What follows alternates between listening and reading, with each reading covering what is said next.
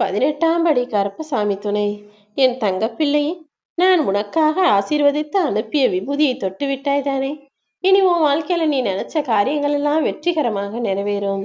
நீ இத்தனை நாளா எதிர்பார்த்து எதிர்பார்த்து ஏங்கி தவிச்சு அனுபவிக்க முடியாத சந்தோஷங்கள் எல்லாமே இப்போது உன்னை தேடி வந்து உன்கிட்டயே சேரப்போகுது. சில விஷயங்களை புரிஞ்சாதானே அனுபவிக்க முடியும். சில விஷயங்களை அனுபவிச்சா மட்டும்தான் வாழ்க்கைனா என்னங்கிறது உனக்கு புரிய வரும். அப்படிப்பட்ட மாபெரும் சந்தோஷங்களையும் இன்பங்களையும் நீ ரசிச்சு கொண்டாடும்படி உனக்கான மகிழ்ச்சியை நான் தர்றேன். இந்த உலகத்துல அடுத்தவன்கிட்ட இருக்கிற குறைகளை எல்லாம் கண்டுபிடிக்கும் ஒரு சில மனிதர்களுக்கு தன்னுடைய குறைகள் என்னங்கிறதே தெரியாம போற அளவுக்கு சுயநலத்தோட இருக்காங்க. நீ ஒருபோதும் அப்படிப்பட்டவர்களில் ஒருவனாக இருந்து விடாதே. ஏன்னா இந்த உலகத்துல நிலையானதுன்னு எதுவுமே இல்லை. ஒவ்வொரு மனிதனுடைய வாழ்க்கையிலும் சோகமும் துன்பமும் பாடத்தை கத்து கொடுத்துக்கிட்டே தான் இருக்குது. இருந்தாலும் பல மனிதர்கள் பாடத்தை கத்துக்கவே மாட்டேன்னு வம்படியா கஷ்ட நஷ்டங்களோடு மூழ்கி சோகத்திலேயே இருக்காங்களே தவிர வாழ்க்கை என்ன சொல்ல வருதுன்னு புரிஞ்சுக்க மாட்டாங்க. உன் வார்த்தைகளில் எப்போதும் உண்மை இருக்கட்டும். உன்னுடைய எண்ணங்கள் எப்போதும் தூய்மையானதாக இருக்கட்டும். இது இரண்டுமே உன்கிட்ட சரியானதா இருந்தா நீ நினைச்ச காரியங்களில் எந்த தடையும் வராமல் உனக்கான விருப்பத்தை நான் நிறைவேற்றுவேன் என் தங்கமே. வாழ்க்கையில சில விஷயங்கள் கஷ்ட நஷ்டத்தையும் உனக்கான தடைகளையும் தடங்கல்களையும் கொடுக்கதான் செய்யும். ஆனா என்ன நடந்தாலும் எல்லாத்தையும் கடந்து போகணுமே தவிர எல்லாத்தையும் மனசுல தூக்கிக்கிட்டு சுமந்துக்கிட்டு போகக்கூடாது. ஏன்னா நீ எவ்வளவுதான் பாரம் தாங்குவாய்? உன் மன சுமை என்பது உன் உடல் சுமையை விட அதிகமாக ஆகிக்கொண்டே இருக்கிறது. அதனால முடிஞ்ச அளவுக்கு கண்டதையும் நினைச்சு கவலைப்பட்டு வளைஞ்சு நெளிஞ்சு வினாக்குறி போல நீ மாறிவிடாமல் என்ன நடந்தாலும் எல்லாம் சரியாகும்ன்ற நம்பிக்கையோட தைரியமாக நிமிர்ந்து நிற்கக்கூடிய ஆச்சரிய குறி போல இரு. ஆச்சரிய குறி போலவே உன் வாழ்க்கையில நீ ஆச்சரியப்படக்கூடிய அளவுக்கு எல்லா நல்ல விஷயங்களையும் நானே ஆசீர்வதித்து நடத்தி முடிப்பேன். நீ யாருக்கிட்டையும் பேசலைன்னா உனக்கு பிடிச்சவங்க யாரோ உன்கிட்ட பேசலதான் காரணம்ன்றது எனக்கு புரியும்.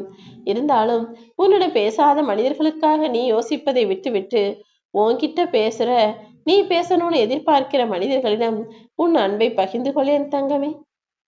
தோல்வி உன்னை விடாமல் துரத்துதுன்னா நீ வெற்றியை நோக்கி ஓடணுமே தவிர தோல்வியை பார்த்து பயந்து ஓடக்கூடாது.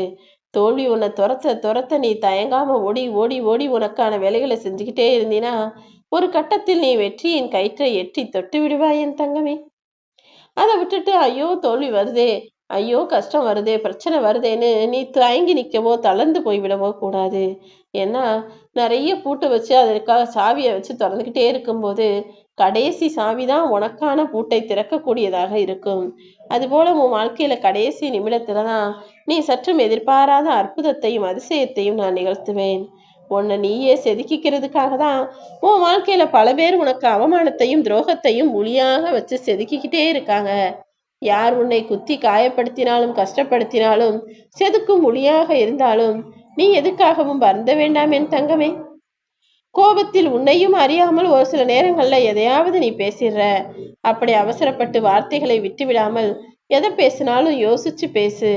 ஏன்னா நீ கோபத்தில் பேசக்கூடிய வார்த்தைகள் மூலமாக உனக்கு பிடிச்சவங்க ஒரு சிலரும் உன்னை பிடிச்சவங்க ஒரு சிலரும் உன்னை விட்டு விலகி போகக்கூடிய சூழ்நிலை வந்துவிடும் அல்லவா?